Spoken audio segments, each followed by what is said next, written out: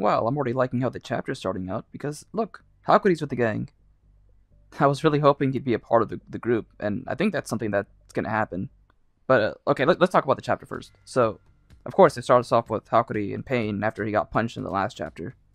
And I assume he's been told about Chihiro's past and what happened to his father, so he's crying his heart out. He said, "Even your destiny is so samurai." And Shiba's like, what is this guy talking about? And of course we see Char. It's always great to see her. Seems like Hinawa is still looking after her. Speaking of Hinawa, she actually explains that, the cafe is still messed up after Sojo and Chihiro had their little fight. So, it's under construction. Thank you for that information, Hinawa. And Chihiro says that she's been improving on her healing, so she wants to heal up Chihiro. And I just, one little thing, I just love how she just flaps around her arms. Because the jacket that she has on doesn't fit entirely, it's too big for her, so she just flap it around the sleeves. I love it. But yeah, Chihiro says that Hakuri should be the one that's healed first. And yeah, he's a mess. And Shiba wonders if it was even a good idea to bring up the healing thing from Char, but Chihiro says he can be trusted. He did help him in the fight after all. So Shiba's like, I see, so he's a good guy. And then Char's like, alright, I'll heal him. And now that they're healed, Hakuri starts explaining where the Shinuchi is. He explains that it's in a warehouse, but despite going there, he doesn't know the exact location. The only person who does know is the leader of the Sasami family, which is his father. And so then Chihiro and Shiba just give each other a look, and they're like, yeah, we know what we need to do.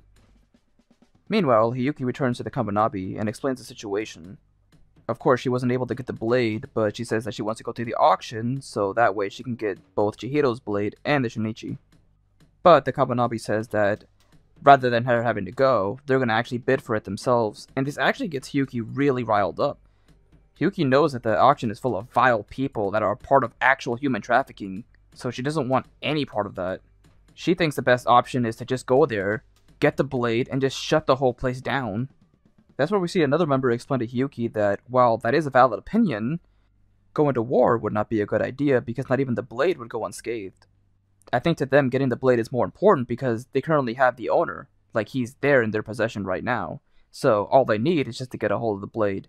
They give him the money, they get the blade back, they maybe give it back to the owner and have them fight for them. Maybe, I'm not entirely sure if that's their plan. Or to just have the blade be put in a secure place where nobody can use it, not even the original owner. So, TLDR, it's best to just, give him the money, get the blade back, and deal with them later. And I gotta say, I low-key kind of forgot that Hiyuki is a part of the Kabanabi, because I kept thinking of her as more of an antagonist. And I mean, and technically she is an antagonist because she's going against the main character. But I was thinking more so that she was more of a bad person, I guess, or someone who really wouldn't care about human trafficking or people's lives or anything like that. I expected her to be more of a character that just cared more about the fight, but I kind of like this a lot because it shows that, there's more to her than just having to be a powerful character who can stand toe-to-toe with the MC. She clearly holds her own values, and I respect that. So, I actually hope we get to see, more of her character as we move forward. Which, if we're being honest, we probably will, because I'm pretty sure when the auction starts, things are going to go down no matter what. So, Hiyuki, she's either going to deal with Chihiro or the rest of the Sasami family, so fights are going to go down, and that auction is not going to end, or even start peacefully. Now, moving ahead, we actually get to see Kyora, the head of the family, talking on the phone with a mysterious person, and apparently claims that he has 4 of the sacred blades. I thought this man had 1 or 2. So, he's in possession of 4 of them. And as for the Shinuchi, apparently he's not putting it up for auction for the money, but he doesn't want to reveal why yet. And, of course, he's aware of the 7th blade, which is, the one that Chihiro's using, which is the only threat that they have against the auction. And it seems like this guy's pretty concerned about it. And it seems like he knows he won't be able to take it on in a fight. But he assures that the blade that they're putting up for auction won't be given to anybody that would oppose them. And then right after, he gets home, he relaxes, he's taking off his suit, and Shiba is right there talking to him. He's like, you're incredibly calm. And he's like, perhaps I know when to give up. And Chihiro's just sitting down, and this man looks cold as hell, man. And Kyora's like, given my line of work, I'm adept at appraising quality. And what a surprise, I was just speaking of that sacred blade. And Chihiro's like, quiet. You'll answer questions, nothing else. Where is the blade? And then Kyoto's like, if I tell you, will you leave? And he just starts to power up his eye. And this final panel looks so sick. Like, I actually really like how Kyoto looks here.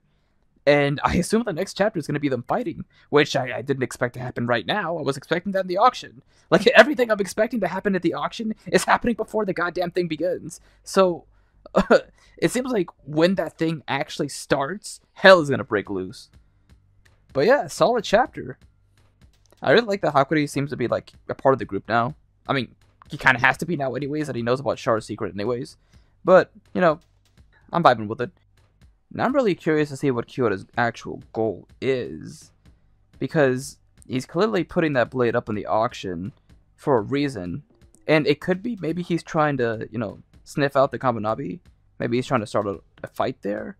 Or maybe he's looking for a specific person to get the blade. Not Chihiro, but maybe someone else. Or a different organization. I don't know. But I am excited to see Chihiro fight this guy. And I kind of hate the community right now.